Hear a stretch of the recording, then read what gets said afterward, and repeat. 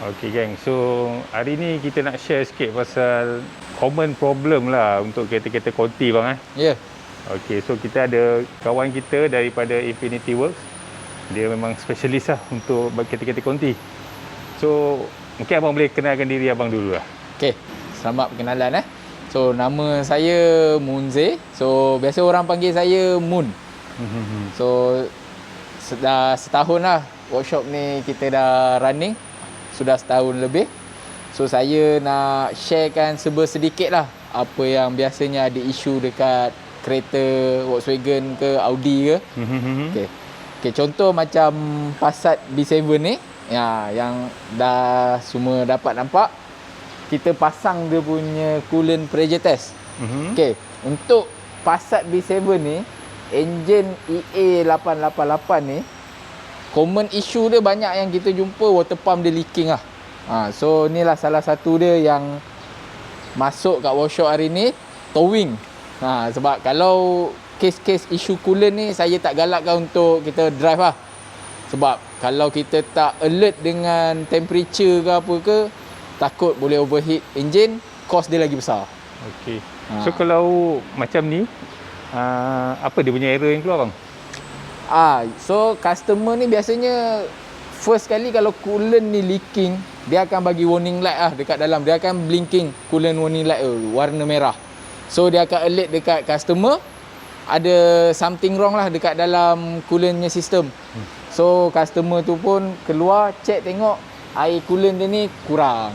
So dia top up, dia jalan sikit keluar lagi warning light So dia call saya cakap lebih baik jangan drive lah. Sebab terlampau cepat air coolant tu kurang. So towing lah ke sini. So kita dah pasang ni pun semua tengok memang nampak lah ada coolant keluar kat sini. Tapi tak berapa nak nampak lah sebab dia gelap sikit. Okey. Kereta-kereta apa yang biasanya masalah dengan yang Okey, enjin ni kebanyakannya dia ada pakai dekat Passat B7. Kalau VW Passat B7 lah. Lepas tu dengan CC Sport yang 1.8 tu, base engine dia ni sama je macam MK6 GTI apa semua tu. Tapi dia cuma beza pada dia CC dia 2.0, 1.8. Tapi water pump dia tu sama lah. So kalau engine tu nak kena jaga-jaga dengan water pump dia tu lah. So banyak jugalah isu water pump ni. Kalau kita nak tukar mahal lah bang?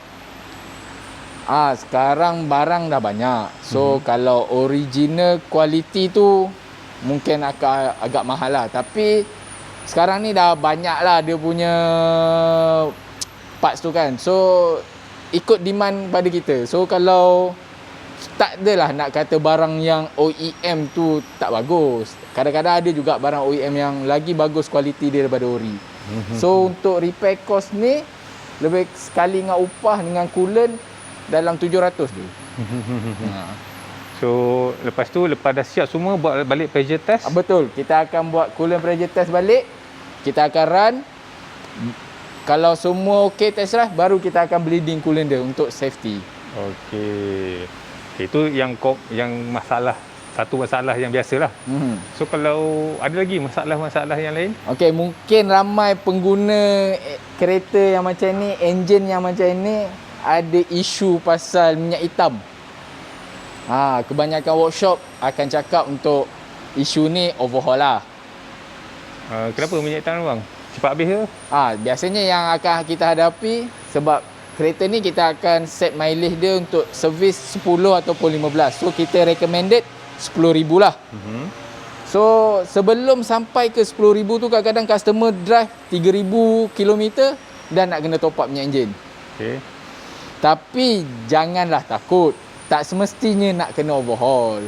So kalau datang ke workshop, mintalah workshop tu akan, contoh macam kita lah. Kalau macam workshop ni kita akan check dulu external leak dia. So kalau ada external leak yang kuat ke apa ke, kita akan proceed yang external leak. Tak semestinya overhaul.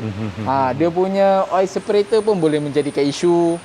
Kalau betul-betul nak overhaul ke apa ke, kita akan buat compression test dulu untuk tengok dia punya oil scraper ring, condition dekat dalam dia betul ke kereta ni isu dia adalah piston. Okey. Apa-apa hal pun diorang kena datang bawa bengkel betul. untuk further check lah. Okey. So kita dah dengar dua. Ada lagi? So ramai pengguna VW ni agak dah lali lah dengan isu Mechatronic kan. Okey. Gearbox punya isu. So jangan risau, sekarang ni banyak yang kita dah buat adalah barang-barang untuk reconkan balik Mechatronic lah. So cost dia lebih rendah daripada untuk beli baru, dan kualiti dia nak cakap lama sangat tu taklah, tapi kalau untuk pakai untuk 2 ke 3 tahun tu insya-Allah selamat. Okey. Mungkin ada yang tengok video ni, dia orang tak, mungkin bukan pengguna konti, so dia orang tak tahu apa tu Mechatronic. Okay. Mungkin abang boleh explain sikit. Mechatronic ni lah yang akan kawalkan kita punya gearbox tu. Dekat dalam sistem ni dia panggil DSG lah, Direct Shift Gearbox. So Mechatronic ni lah yang akan kawal setiap engage gear kita 1, 2, 3, 4, 5, 6 reverse. 7. Gear untuk DSG ni 7 speed. So dekat bahagian mana tu yang problem dia? Biasanya Mechatronic ni yang common issue dia adalah hydraulic pump dia lah. Hydraulic pump tu tak semestinya hydraulic pump dia tu yang problem. Sebenarnya accumulator yang dekat dalam Mechatronic tu yang leaking dan tidak dapat maintain dia punya pressure tu. Bila tak dapat maintain pressure tu, itu yang akan dapat kita rasa lah. Waktu dekat dalam, kita akan rasa gear tu macam sentap. Dan paling worst biasanya dia dah keluar lambang spana lah dekat dalam meter. Tu dah memang orang kalau dah tengok gambar tu biasanya akan tanya pun, semua akan jawab Mechatronic. Okey, so ke ada lagi masalah yang perlu diorang tahu? Setakat ni kereta ni kalau kita bawa pun memang okey lah. So isu-isu yang memang orang banyak takut yang itu je lah. Tapi yang lain tu hanyalah macam biasa je, mana-mana kereta kita pakai pun kena perlu maintenance yang betul. Yes. Cuma kalau diorang nak datang, diorang boleh datang dekat Infinity Works. Ada menyediakan servis-servis untuk checking semualah. Betul. Tapi kalau boleh kita prevent awal lah kan. Kalau ada problem terus check Semacam lah. Kita orang setiap kereta yang masuk servis tu bukanlah tukar minyak hitam semata-mata. So kita akan check overall kereta tu, general check. Itu memang dalam package servis kita orang. Kita orang ada checklist dia, kita orang akan tunjuk setiap kali sebelum kereta tu keluar dekat customer. Okey, alright. Okey, rasa cukup kot info ni untuk kawan-kawan kita dengar, dan diorang pun boleh dapat ilmu sikit lah. Okey, so terima kasih Mun sebab sudi share pasal masalah ni dan cara-cara yang untuk kita mengatasinya lah. Okey, alright. So terima kasih banyak. Sama.